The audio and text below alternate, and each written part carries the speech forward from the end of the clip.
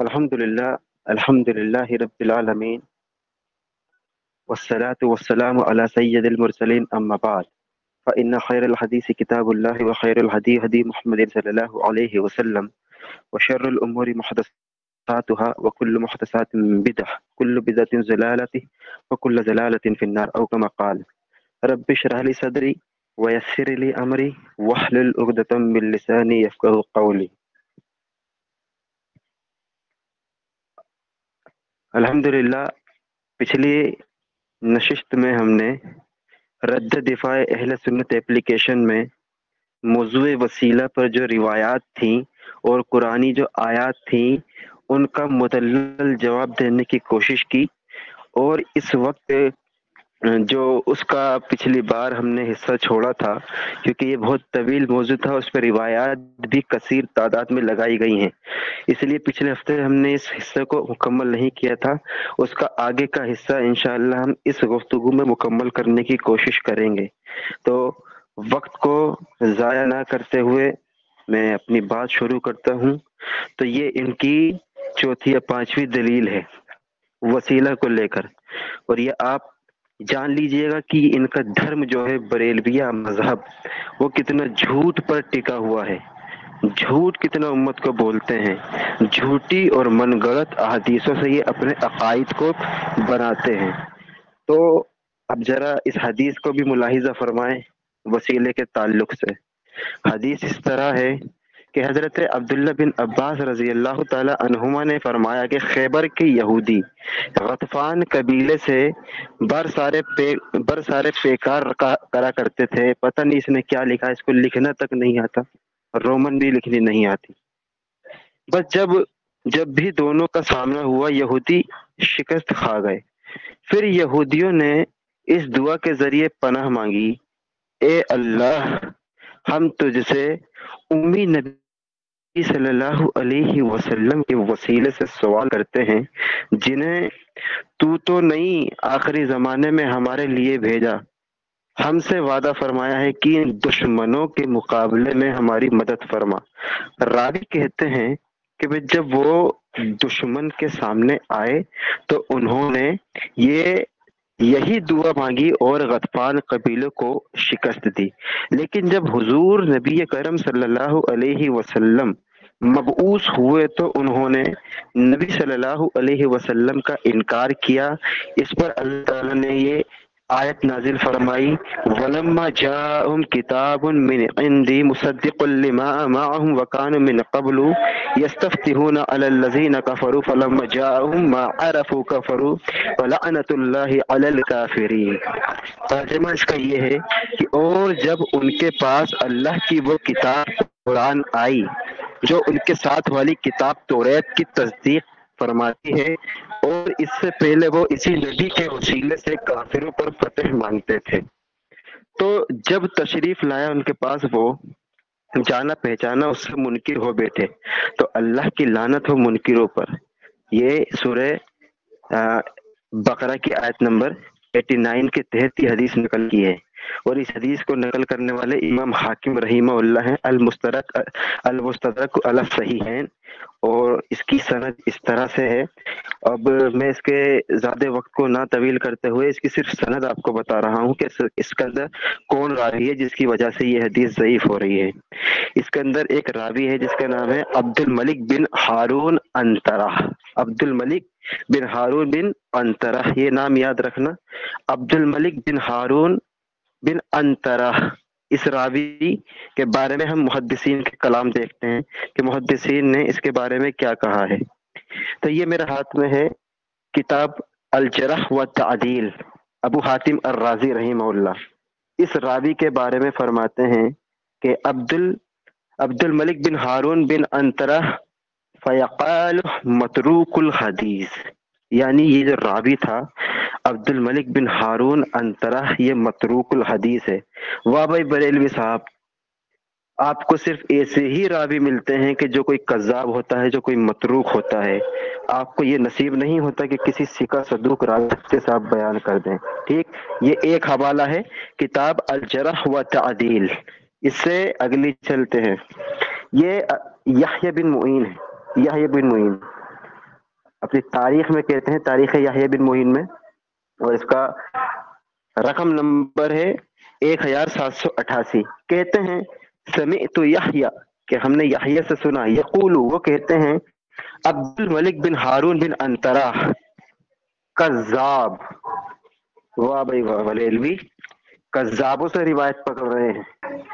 امام بخاری رحمہ اللہ تاریخ کبیر کے اندر اسی راوی کے بارے میں کہتے ہیں عبد الملک بن ہارون بن انطرا منکر الحدیث.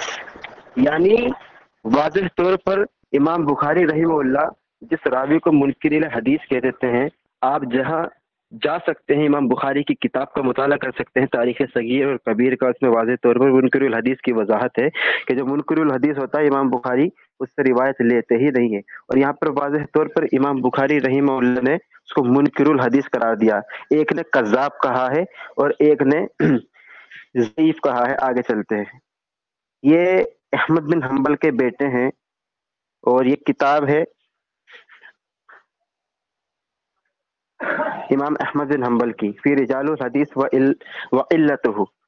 اب اس میں ہے امام احمد بن حنبل کے بیٹے کہتے ہیں قال عبداللہ بن احمد، یعنی احمد بن حنبل کے بیٹے ہیں، سمیت ابی یقول، کہ میں نے اپنے والد سے سنا، وہ کہہ رہے تھے عبد الملک بن ہارون انطرا ضعیف الحدیث، کہ عبد الملک بن ہارون انطرا یہ جو ہے یہ ضعیف الحدیث ہے. تو یہاں سے یہ ثابت ہوا کہ امام احمد بن حنبل نے اس کو ضعیف کہا ہے، امام بخاری نے منکر الحدیث کہا ہے، ابو حاتم الرازی رحمہ اللہ نے اس کو کذاب کہا ہے، اور منکر الحدیث کی بھی ذرا ہم نے یحییٰ بن معین سے دکھائی ہے. تو آپ اندازہ لگا سکتے ہیں کہ کذاب، منکرین حدیث ضعیف راویوں سے روایت پکڑ رہے ہیں.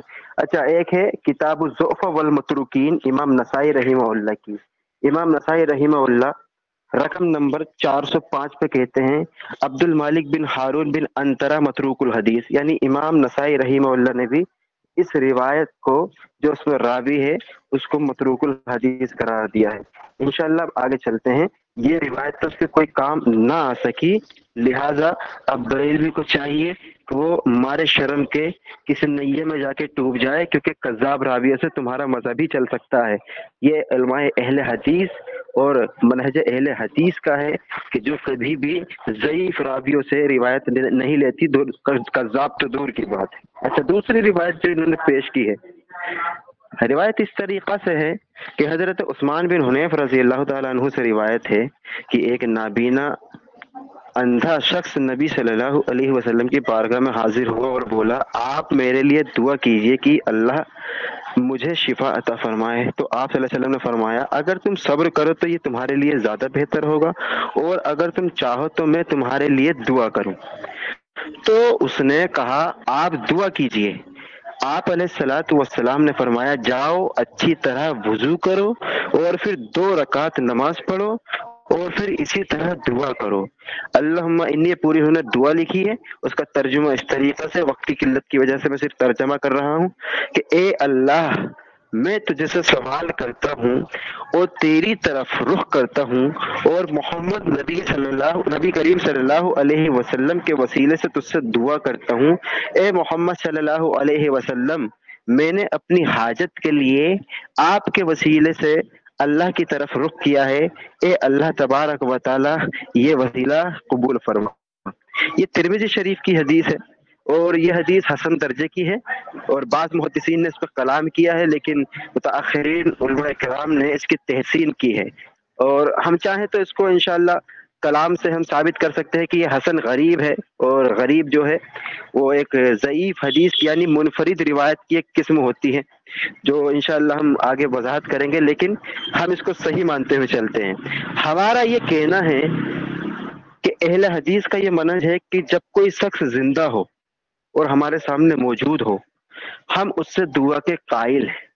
جناب رسول اللہ صلی اللہ علیہ وسلم اس وقت حیات تھے، اور جو نابینا صحابی تھے وہ بھی حیات تھے، اور یہ قرآن سے ہی ہم کو قرینہ ملتا ہے کہ حیات سے دعا کرائی جا سکتی ہے. دوسری بات یہ ہے کہ یہاں پر رسول اللہ صلی اللہ علیہ وسلم نے اس سے یہ فرمایا، اس نے یہ الفاظ چھپا لیے کہ اگر تو چاہے تو صبر کر. تو انہوں نے کہا کہ آپ میرے لیے دعا ہی کر دیجئے۔ تب رسول اللہ صلی اللہ علیہ وسلم نے ان کو دعا سکھائی۔ پہلی بات تو یہ ہے کہ رسول اللہ وہاں پر موجود تھے اور زندوں سے دعا کرائی جا سکتی ہے۔ دوسری بات یہ ہے کہ رسول اللہ نے اس کو نماز پڑھنے کے لیے ہی کہا کہ تو نماز پڑھ اور نماز کے بعد اس طریقے سے دعا مانگ، گویا کہ یہ ایک مشروع وسیلہ کی ایک دلیل ہے۔ اب امام البانی رحمہ اللہ کی جب کتاب پڑھیں گے، اس کتاب پہ انہوں نے بڑی زبردست 10 نکات بیان کیے ہیں، اس 10 نکات کو جب آپ پڑھیں گے بڑی زبردست انہوں نے وضاحت کی ہے۔ اس میں سے ایک یہ ہے امام البانی کا، میں وضاحت کر دیتا ہوں، بعض محدثین نے یہ کہا ہے کہ یہ دعا جو تھی یہ رسول اللہ کا معجزہ تھا، کیونکہ فوری طور پر دعا کا قبول ہو جانا یہ معجزہ ہونے کی دلیل ہے۔ اب یہاں پر جو نابینا صحابی تھے وہ رسول اللہ کے پاس آئے، جیسے ہی نماز پڑھی، نماز کے بعد دعا مانگی تو ان کی بینائی واپس آ گئی۔ یہ ایک معجزہ ہے، اور معجزہ دلیل نہیں ہوتا، دلیل خاص ہوتا ہے۔ دلیل عام کے لیے دلیل عام چاہیے، وہ عام ایسے ہوگی کہ اس حدیث پر کسی صحابی نے نبی صلی اللہ علیہ وسلم کی وفات کے بعد عمل کیا ہو، وہ حدیث دکھائے۔ جس طریقے سے حضرت عمر رضی اللہ تعالی عنہ، یہ وہ عمر ہیں کہ جب رسول اللہ کی وفات ہوئی تھی تو ان عمر رضی اللہ تعالیٰ عنہ نے کہا تھا کہ جو یہ کہتا ہے کہ رسول اللہ کی وفات ہو گئی اس کی گردن کو اڑا دوں گا۔ جب ابو بکر صدیق نے ان کو خطبہ دیتے ہوئے واضح کیا کہ رسول اللہ کو موت آ چکی ہے، رسول اللہ اس دنیا سے جا چکے ہیں، یہ وہ عمر ہیں جو اتنی محبت رسول اللہ سے کرتے تھے تو ایک لفظ بھی گوارا نہ کرتے تھے رسول اللہ کے لیے کہ ایسا سن لو۔ وہ عمر، حضرت عمر کی جب قحط سالی پڑی ان کے دور میں، بخاری 1010 نمبر میں، تو اس میں الفاظ ہے اللہم انا کنا نتوسل الیک بنبینا فتسقینا، اے اللہ ہم وسیلہ لیتے تھے جب تھے تیرے نبی، اب ہم عباس بن عبد المطلب کا وسیلہ لیتے ہیں۔ تو حضرت عمر تو بخوبی جانتے تھے نا رسول اللہ کی سنت کے، رسول اللہ نے اس طرح دعا کرنے کے لیے ہم کو کہا ہے اپنے نام کا وسیلہ لینے کے لیے، پھر انہوں نے ان کا وسیلہ کیوں نہیں لیا؟ اگر یہ دعا مشروع ہوتی، یہ دعا آفاقی ہوتی تو حضرت عمر رضی اللہ تعالیٰ عنہ سب سے پہلے اس پر عمل کرتے، ٹھیک؟ لہٰذا یہ رسول اللہ کی زندگی کا معاملہ تھا، بعد از وفات اس پر عمل نہیں ہوا، اور اس سے اگلا جو طریق بعد از وفات کا ہے وہ پچھلے ہفتے ہم رد کر چکے ہیں عثمان بن حنیف والی روایت کو۔ اب آگے چلتے ہیں، پھر کیا بچا ہے۔ قاضی شوکانی، ان کی دیکھیں دلیل دیکھیں کتنی اچھی اچھی آ رہی ہیں، قرآن اور حدیث سے تو ہاتھ دھو بیٹھے ہیں، اب ہمارے اکابر سے ثابت کر رہے ہیں، اور ہمارے اکابر یہ محتاج بن چکے ہیں ان کے۔ کہتے ہیں کہ قاضی شوکانی، جنہیں غیر مقلدین اہل حدیث جماعت کے نزدیک بہت معتبر مانا جاتا ہے، اپنی کتاب تحفۃ الذاکرین میں اسی حدیث کے حوالے سے لکھتے ہیں، اور اس حدیث سے، یہ حدیث پاک سے حضور صلی اللہ علیہ وسلم کے وسیلہ لینا ثبوت ملتا ہے۔ یہ عقیدہ ہو کہ اللہ تبارک و تعالیٰ ہی عطا کرتا ہے اور وہی لیتا ہے، وہی لیتا ہے، جاہل مطلق، لیتا نہیں وہی دیتا ہے، اس کو یہی نہیں پتا، جو اللہ چاہے اور نہ چاہے وہی ہونا ہے۔ یہ اسکین پیج دیا ہے۔ اگر جب میں اس کی عربی کو دیکھتا ہوں تو عربی میں ایسا کوئی الفاظ مجھ کو نہیں ملا کہ قاضی شوکانی رحمہ اللہ نے یہاں پر ایسی وضاحت کی ہو۔ ایک بھی دیکھیں نیچے حوالہ اگر آپ کو دکھ رہا ہو، ویسے نہیں دیکھے گا، چھوٹا ہے، کہیں پر بھی نہیں لکھ رہا کہ وہ یہ کہہ رہے ہیں جو بات اس نے اوپر لکھی ہے۔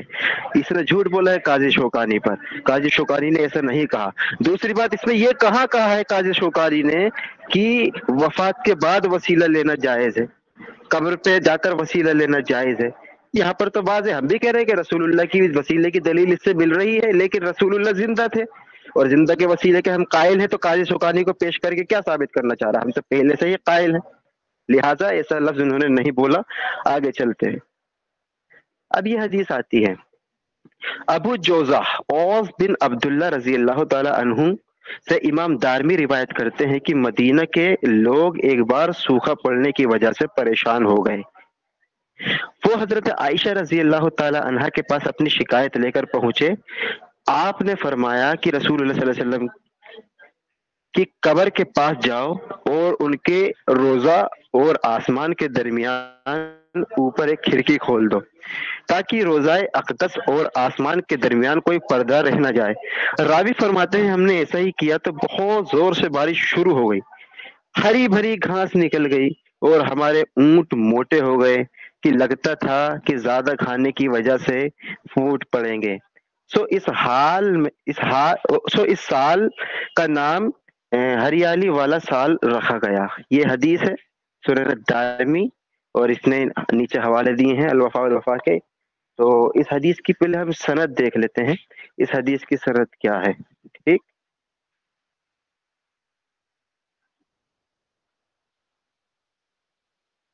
یہ میرے ہاتھ میں ہے امام ابن حجر عسقلانی رحمہ اللہ کی تہذیب التہذیب. اس کا والیوم 15 ہے اور صفحہ نمبر اس کا 703 ہے اور 704.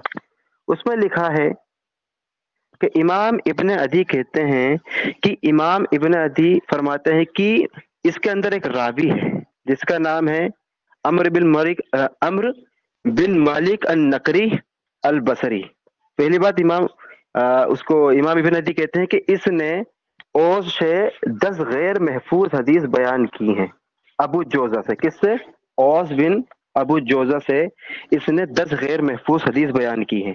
اچھا، اس کی سند دیکھیں، اس میں وہ راوی دیکھتے ہیں کیا اس میں وہ راوی موجود ہے یا نہیں. یہ مستدرک حاکم اور یہ سند دیکھیں، اس میں ہے. دیکھیں، حدثنا ابو نعمان حدثنا سعید بن زید حدثنا عمرو بن مالک النقری. یہ عمرو بن مالک النقری ہے. وہی امام ابن عدی اس کے بارے میں کہتے ہیں کہ اس نے عمرو بن مالک النقری سے 10 غیر حدیث محفوظ بیان کی ہے. تو لہٰذا یہ ثابت ہوا کہ یہ حدیث مناکیر میں ذکر ہوگی اور یہ حدیث غیر محفوظ ہے. اور ایسا نہیں ہے کہ یہاں پر امام ابن عدی رحمہ اللہ منفرد ہے، ان کے ساتھ امام عبد البر رحمہ اللہ بھی ہیں. لہٰذا کوئی یہ نہ کہے کہ امام ابن عدی رحمہ اللہ یہاں پر حکم میں منفرد ہیں، ان کے ساتھ کئی ائمہ جڑے ہوئے ہیں جن میں سے امام ابن عبد البر بھی ہیں انشاءاللہ. دوسری بات، جب یہ حدیث ضعیف ثابت ہو گئی، یہ کوئی کام نہ آ سکی، ذرا اس کا ہم تبصرہ کر دیتے ہیں کہ جو یہ روایت پیش کی گئی ہے. تو میں یہ عرض کر رہا تھا، اس روایت کے ایک الفاظ ہیں. حضرت عائشہ رضی اللہ تعالیٰ عنہ فرماتی ہیں کہ جب ان کے پاس شکایت لے کر لوگ آئے تو انہوں نے کہا کہ رسول اللہ صلی اللہ علیہ وسلم کی قبر کے پاس جاؤ، ان کے روزہ اور آسمان کے درمیان اوپر ایک کھڑکی کھول دو تاکہ روزہ اقدس اور آسمان کے درمیان کوئی پردہ نہ رہ جائے. اچھا، اب ہم ان سے پوچھتے ہیں کہ کیا آپ جناب رسول اللہ صلی اللہ علیہ وسلم کی ذات کے وسیلے کے قائل ہو یا رسول اللہ صلی اللہ علیہ وسلم کی قبر کے وسیلے قائل ہو؟ اس میں کہیں بھی آپ کو ذات کے وسیلے کی دلیل نہیں مل رہی، کیونکہ ان کا معمول یہ ہے کہ وہ اپنے دعاؤں میں رسول اللہ کو یاد کرتے ہیں. تو دعا کا کہاں ذکر ہے اس کے اندر؟ اس میں تو یہ ہے کہ قبر کے پاس آئے اور قبر کی کھڑکی کھول دی گئی، اس وجہ سے بارش ہوئی. تو کیا گویا رسول اللہ صلی اللہ علیہ وسلم کی ذات میں اس کے ذات کی نفی ہو گئی نا، کیونکہ آپ قبر کی قائل ہیں. اس حدیث سے تو قبر کا پتہ چلتا ہے، ذات کا نہیں. دوسری بات، امام ابن تیمیہ نے رحمہ اللہ نے اس کا ایک بڑا زبردست جواب دیا، اور جواب دیتے ہوئے ایک واضح طور پر یہ فرمایا کہ یہ جو بات کہی جا رہی ہے کہ قبر یعنی حجرہ عائشہ کی کھڑکی کو کھول دیا جائے، انہوں نے بخاری اور مسلم کی ایک روایت پیش کی اور کہا کہ جب رسول اللہ صلی اللہ علیہ وسلم ظہر اور عصر کی نماز کو پڑھتے تھے تو رسول اللہ کے گھر میں دھوپ آ جایا کرتی تھی کھڑکی سے، دھوپ آ جایا کرتی تھی کھڑکی سے. اب وہ امام ابن تیمیہ کہتے ہیں جب چھت پہلے سے ہی کھلی ہوئی تھی تو پھر کھولنے کی کیا ضرورت تھی؟ جب چھت کھلی ہوئی ہے، پہلے سے دھوپ آ جایا کرتی تھی، بخاری مسلم کی حدیث ہے، تو چھت کھولنے کی ضرورت ہی کیا تھی؟ چھت تو پہلے سے ہی کھلی تھی. لہٰذا یہ اس کے متن جو درایتن بھی یہ موضوع ثابت ہو رہا ہے، روایتن بھی موضوع ثابت ہو رہا ہے، اور سندن بھی یہ ضعیف ثابت ہو رہی ہے. ٹھیک، آگے چلتے ہیں. اور اس کی یہ وفاء الوفا میں انہوں نے اپنی پیش کیا ہے، یہ وہی سند ہے جو اوپر نقل کی گئی ہے.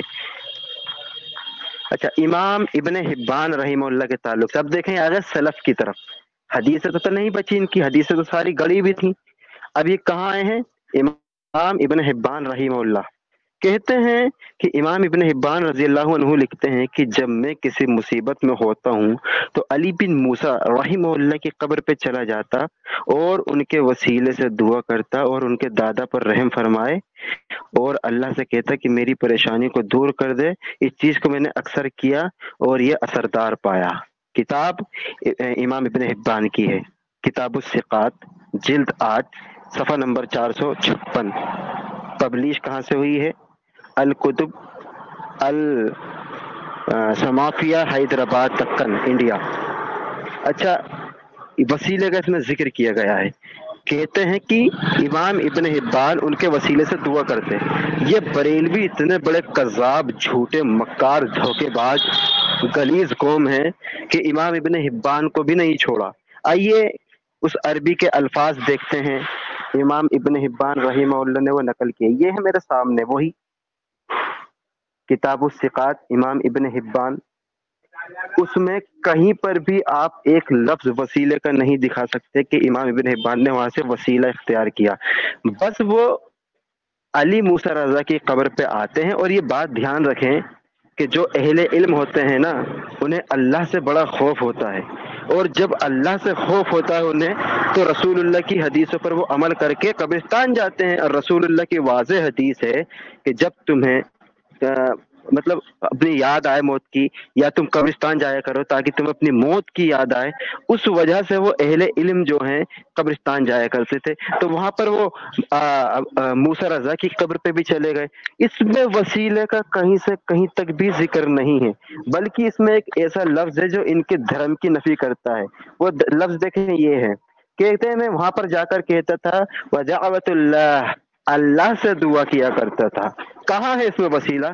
مکاروں، کذابوں، تمہیں شرم نہیں آئی امام ابن حبان پہ جھوٹ بولتے ہوئے؟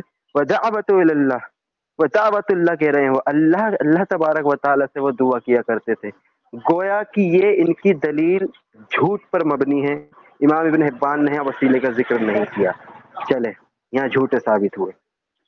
امام شافعی رحمہ اللہ فرماتے ہیں، دیکھیں جو بڑا امام ہے اس کو رحمہ اللہ کہہ رہے ہیں، اور جو چھوٹے امام ہے امام ابن حبان اسے رضی اللہ عنہ کہہ رہے ہیں۔ اور یہاں پر ایک اور خطا دیکھیں، علی موسیٰ جو ہے جن کی قبر پہ امام ابن حبان جا رہے ہیں انہیں رحمہ اللہ، اور جو قبر پہ جا رہا ہے اس کو رضی اللہ عنہ۔ واہ بھائی واہ، بریلوی دھرم، واہ۔ چلیں، امام شافعی رحمہ اللہ نے فرماتے ہیں کہ مجھے جب کوئی حاجت پیش آتی، میں 2 رکعت نماز ادا کر کے امام اعظم کی مزار پر انور پہ جا کر دعا مانگتا، اللہ میری حاجت پوری کر دیتا۔ اچھا، یہ الخیرات الحسان کے اندر یہ روایت ہے، اور اس کے مصنف ہیں ابن حجر المکی حیتمی، اور ان پہ بعض لوگوں نے بدعتی ہونے کا فتویٰ بھی لگایا ہے۔ بہرحال یہ جو سند ہے اس میں کوئی سند نقل نہیں کی گئی ہے، بغیر سند کے یہاں پر یہ بات کی گئی ہے۔ اس کی سند تاریخ بغداد کے اندر آتی ہے، اور تاریخ بغداد کے اندر ایک راوی ہے، اس کا نام ہے اسحاق بن ابراہیم۔ اسحاق بن ابراہیم یہ راوی مجہول ہے، اور امام ابن حجر امام البانی رحمہ اللہ نے اس کو لا یعرف کہا ہے کہ ہم اس کو نہیں جانتے۔ تو یہاں پر تو کوئی سند نقل نہیں کی ہے ابن حجر مکی حیتمی نے، لیکن جہاں پر اس نے نقل کیا ہے جس کتاب سے، وہ کئی کتابوں میں آئی ہے، اور اس کتاب میں جو ایک راوی ہے اسحاق بن ابراہیم وہ مجہول ہے، اور مجہول کی بات دین میں قبول نہیں ہوتی، لہٰذا یہ حدیث بھی جو ہے یہ جھوٹی ثابت ہوئی ہے۔ آگے چلتے ہیں، اور دوسری بات یہاں پر ایک بات بتا دوں کہ امام شافعی رحمہ اللہ ابو حنیفہ کی قبر پہ جا ہی نہیں سکتے۔ کیوں؟ کیونکہ صحیح سند سے بات ملتی ہے، مناقب امام شافعی رحمہ اللہ کی کتاب ہے، اور ایک تاریخ دمشق ہے، اس میں واضح طور پر صحیح سند سے لکھا ہے کہ امام شافعی رحمہ اللہ نے ابو حنیفہ رحمہ اللہ پر جرح کی ہے، ابو حنیفہ پر جرح کی ہے۔ تو امام شافعی کی صحیح سند سے تو جرح ثابت ہو رہی ہے، وہ امام ابو حنیفہ کی تعریف کر ہی نہیں سکتے۔ ٹھیک، آگے چلتے ہیں۔ ابو فراز حضرت عبد الرحمن ابن جوزی صدیق حنبلی رحمہ اللہ المتوفى 597 ہجری، اپنی کتاب عیون الحکایت، ایک منٹ کوئی کال کر دو طاہر صاحب کو کہ میٹنگ میں آ جائے، مجھ کو کال کر رہے ہیں وہ۔ میری آواز آ رہی ہے نا؟ ایک بار تصدیق کر دیں۔ جی جی میں آ رہی ہے، میں کر دے رہا ہوں ان کو کال انشاءاللہ۔ ابو فراز عبد الرحمن ابن جوزی صدیقی حنبلی رحمہ اللہ المتوفى 597 ہجری اپنی کتاب عیون الحکایت میں ایک حکایت نقل کرتے ہیں کہ حضرت سیدنا محمد ابن حرب حلالی رحمہ اللہ فرماتے ہیں کہ ایک مرتبہ میں روضہ رسول پر حاضر ہو کر نذرانہ درود سلام پیش کر رہا تھا کہ ایک عربی نے قبر پر انور پر حاضر ہو کر صلاۃ و سلام پیش کیا، اور حضور انور صلی اللہ علیہ وسلم کی بارگاہ بے کس پناہ میں اس طرح عرض کیا، رسول اللہ صلی اللہ علیہ وسلم نے آپ نے فرمایا کہ ہم نے سنا ہے اور جو آپ پر نازل ہوا ہے. وہی پوری آیت اس نے سورہ نساء کی پڑھ دی ہے کہ جس کا ترجمہ اس طریقہ سے ہے کہ اور ہم نے کوئی رسول نہ بھیجا مگر اس لیے کہ اللہ کے حکم سے اس کی اطاعت کی جائے، اور اگر جب وہ اپنی جانوں پر ظلم کریں تو اے محبوب تمہارے حضور حاضر ہوں اور پھر اللہ سے معافی چاہیں اور رسول صلی اللہ علیہ وسلم ان کی شفاعت فرمائیں تو ضرور اللہ کو بہت توبہ قبول کرنے والا مہربان پائیں. میرے آقا صلی اللہ علیہ وسلم میں اللہ سے اپنے گناہوں کی معافی طلب کرتے ہوئے آپ کی بارگاہ میں حاضر ہوں. یہ روایت لمبی ہے لیکن مقصد میرا یہی تھا اس کو بیان کرنا مختصر. تو اس میں واضح طور پر رسول اللہ کی وفات کے بعد ایک عربی آتا ہے جس کا نام ابو حرب حلالی ہے. اس روایت کی میں پچھلی ریکارڈنگ میں وضاحت کر چکا ہوں کہ یہ ابو حرب حلالی جو ہے یہ ہمیں نہیں پتا یہ حلالی ہے یا نہیں، یہ کون ہے، کہاں سے آیا ہے، کس کا بیٹا ہے اور کس کا باپ ہے، کس کا شاگرد ہے، کس کا تلامذہ میں سے ہے اور کس کا شتاز میں سے ہے. واضح طور پر کوئی اس کا ذکر نہیں اسماء رجال کی کتاب میں. کسی نے بھی نہ شیخہ کہا نہ صدوق کہا. یہ مجہول راوی ہے اور مجہول کی بات دین میں قبول نہیں ہے. پر ایک ہی نہیں، اس کے اندر کئی راوی پر میں پچھلی بار کلام کیا تھا، تو جس کو اس روایت کے بارے میں مزید جاننا ہے تو پچھلی والی آڈیو سن سکتے ہیں. ٹھیک، آگے چلتے ہیں. یہ روایت بھی کچھ کام نہ آ سکی ان کے. آگے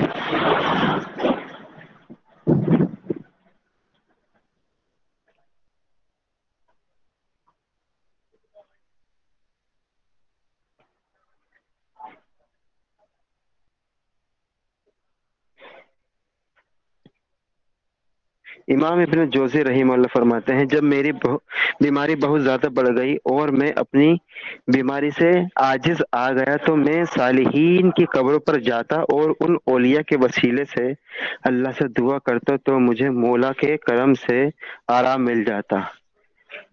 یہ ان کی پوری وضاحت نقل کی ہے. تو میں آپ کو بتا دوں کہ امام ابن جوزی رحمہ اللہ یہ متاخرین میں ان کا شمار ہوتا ہے. ان کا جو عمل ہے وہ ہمارے لیے قابل احتجاج نہیں ہے. ہمارے لیے قابل احتجاج قرآن اور صحیح حدیث ہے اور اسلاف امت کا ہمارے پر مفہوم لازم ہے. تو یہاں پر جو ہے امام ابن جوزی نے کوئی دلیل پیش نہیں کی ہے. اس وجہ سے امام ابن جوزی کا یہ قول منفرد ہے اور ہم اس کو تقویت نہیں دیتے. ہم اس کی تردید اس لیے کرتے ہیں کہ نہ تو قرآن کو انہوں نے کوئی حوالہ دیا ہے نہ کوئی حدیث پیش کی ہے، اور ہمارا یہی کہنا ہے کہ ہم قرآن اور حدیث کی بات کو مانتے ہیں. کسی امام کی بات کو جب تک قرآن حدیث سے وہ ٹیلی نہیں کرے تو اس کی بات کو ہم نہیں لیتے ہیں. ٹھیک. اچھا، ایک روایت انہوں نے اور بیان کی ہے جب کوئی خوف یا کسی کا خطرہ ہو تو ایسی صورت میں رسول اللہ صلی اللہ علیہ وسلم کی قبر مبارک کے وسیلے سے مدد طلب کریں. تابعی کون ہے؟ امام محمد بن منقدر. امام محمد بن منقدر. حدیث اس طرح ہے اور اس کی سند میں آپ کو بتا دیتا ہوں. اس میں ہے وقال مسیب بن عبداللہ حدثنا اسماعیل بن یعقوب التیمی. اس کا نام یاد رکھیے گا، اسماعیل بن یعقوب التیمی. اسماعیل بن یعقوب التیمی. اور یہ کس سے بیان کر رہے ہیں؟ کانا ابن منقدری. اچھا، اب واضح طور پر چلتے ہیں کہ اس راوی کے بارے میں جانتے ہیں کیا کلام ہوا ہے. یہ کتاب کتاب الجرح و تعدیل ہے. ٹھیک، جرح و تعدیل ہے ابو حاتم الرازی رحمہ اللہ کی. ابو حاتم الرازی رحمہ اللہ اس راوی کے بارے میں دیکھیں وہی ہے اسماعیل بن یعقوب التیمی کے بارے میں کیا کہتے ہیں؟ ابھی یقول ہوا ضعیف الحدیث، کہ وہ ضعیف ہے. اب دیکھیں کہ محدثین جو ہے جس روایت کو انہوں نے بیان کیا تھا اسماعیل بن یعقوب التیمی، اس کو الجرح و تعدیل میں امام ابو حاتم الرازی اس کو ضعیف قرار دے رہے ہیں. لہٰذا جو اس نے اپنی روایت پیش کی تھی الحمدللہ ہم نے اس کی تردید کی ہے. امام ابن کثیر کا جو اس نے اگلا حوالہ دیا ہے وہ حوالے کو چھپا لیا گیا ہے. لہٰذا امام ابن کثیر کا ایسا کوئی عقیدہ نہیں تھا جو یہاں پر بیان کیا گیا ہے. اور جو ابن منقدر کی روایت بیان کی تھی اس کے اندر یعقوب نامی راوی جو ہم نے وضاحت کیا ہے ابو حاتم سے کہ وہ حدیث میں ضعیف ہے. تو یہ تمام روایت جھوٹ کا کلندہ اور قرآن کی جو آیتیں پیش کی ہیں اس سے غلط مفہوم نکالا گیا ہے. لہٰذا ہمارا موقف اب بھی برقرار ہے کہ جناب رسول اللہ صلی اللہ علیہ وسلم کا وسیلہ ان کی زندگی تک محدود تھا. بعد از وفات ایک بھی صحیح سند سے روایت نہیں آتی ہے. تو یہ وسیلے کا روایتی چیپٹر ختم ہوا ہے. انشاءاللہ اگلے ہفتے کوئی نیا موضوع اس میں سے سلیکٹ کر کے اس پر وضاحت کریں گے. السلام علیکم ورحمۃ اللہ وبرکاتہ.